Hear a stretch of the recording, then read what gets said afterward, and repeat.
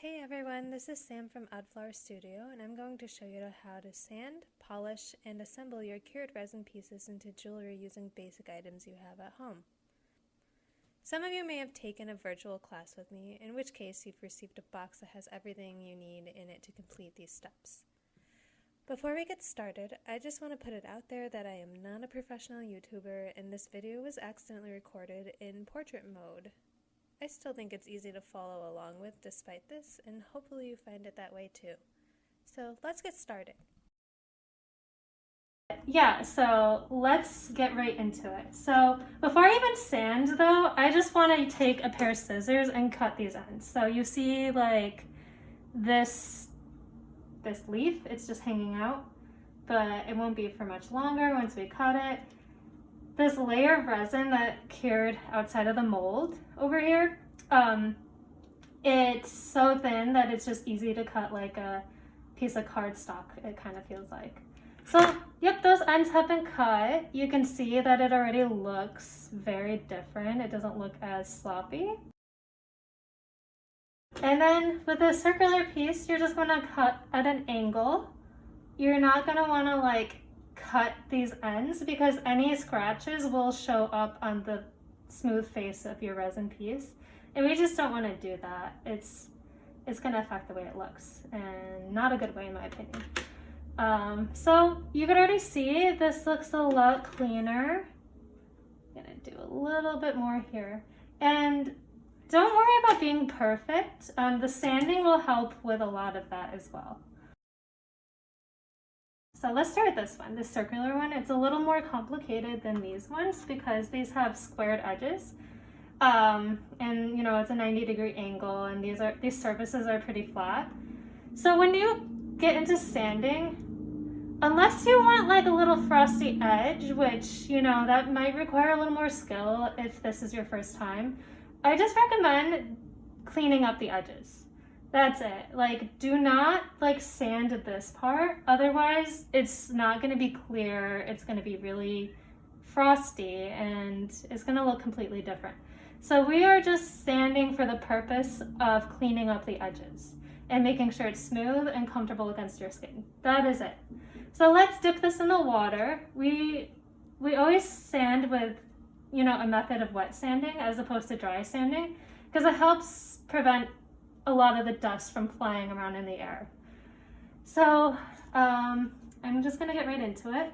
So the way I'm doing this is I'm basically just kind of moving it around in a circular motion, and I'm only getting this edge that was exposed from the mold. So do not get the smooth surface again, just this edge. So I'm gonna keep going and hopefully you can see and understand exactly what I mean by that. I'm basically holding it at an angle, so just the edge is getting sanded. None of the faces, not even the back, just the edge. So you're gonna keep going.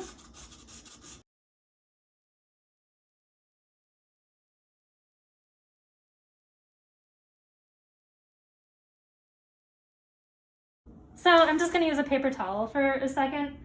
And yeah, you can, since most people have paper towels at home, it might be easier to demonstrate with that anyways.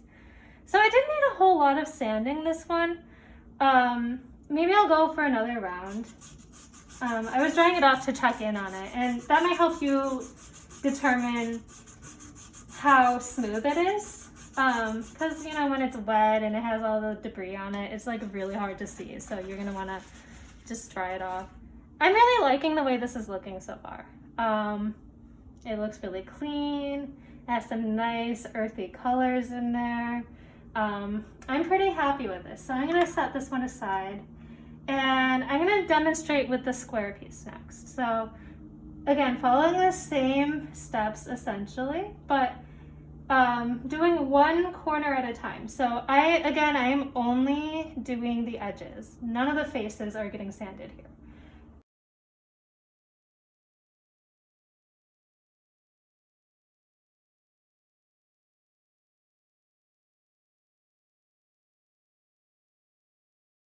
If you have any parts of the resin that's just like, you know, it's like it's cured over the hole a little bit. You can use something with a sharp tip, like a safety pin or like a nail or a screw of some kind.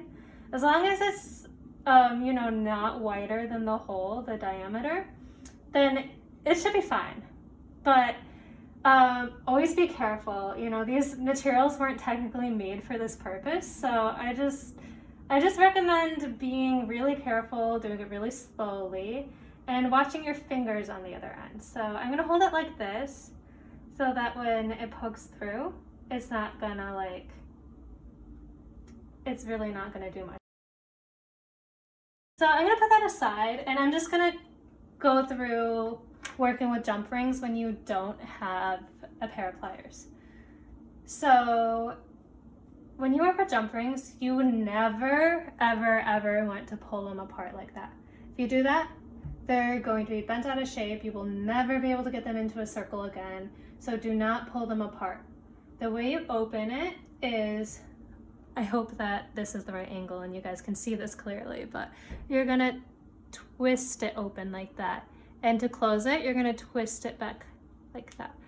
I will say that the shorter your nails are, the easier it's gonna be to control this. My nails are never like really in good shape, to be honest. So, and they're a little long, so it's gonna be a little more difficult for me to get them flush. But you know, this is reality. This is how my hands are in real life. So, I don't want to set any unrealistic expectations. So now that we have this open, we're gonna just put it through the pre-drilled hole. I say pre-drilled, but I mean like pre-casted, because it was technically casted inside of the resin mold already. So it's hanging on like that. And now you want to close your jump ring. And you're gonna basically close it the same way you opened it, by twisting it and not pulling it, or, you know, trying to like do this too much. You're gonna want to first twist it back into shape. Ooh. And it's a bit of a challenge. It might take a few rounds of going back and forth, but I have to admit, like if you're using pliers, it would be the same deal. So you just want to make sure that's flush.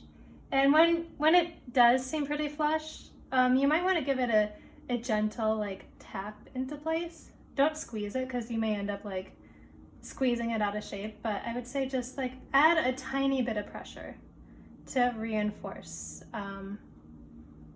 the alignment. So yeah, this one's looking pretty good. I would say the next thing you want to do is just put it on your chain. So see, now we have a necklace you can wear out. I want to show you how much shinier it becomes once you do polish it. So this is healing ointment. You can just directly apply it on the back, the face. I kind of coat the entire thing. It's gonna look really greasy at first. I don't know if it's visible in the camera, but it definitely it feels like it's coated in ointment. The next thing you're gonna do is just use your paper towel or microfiber cloth and just kind of remove the ointment that you put on there. And there's enough of a coat on it. I don't know if you can see it in this lighting, but it is super shiny now. It looks fantastic. I always think that adding the ointment just adds just a nice automatic shine to everything. That's why I do it, because I just like the way that looks. And I like how in the back you can't even tell that it's been sanded at all. It's just like, it looks shiny. It looks like one harmonious little pendant. And then the next thing you're going to do is basically assemble your jump ring onto it. So we're going to put that through the precasted hole.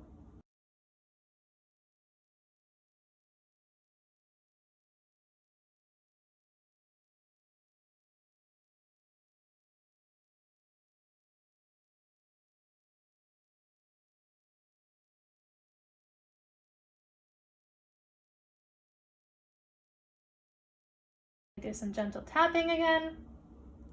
And we're good. This looks wonderful. And I mean, I didn't bring a second chain, so I'm just going to show you what this one looks like assembled onto the chain that I brought.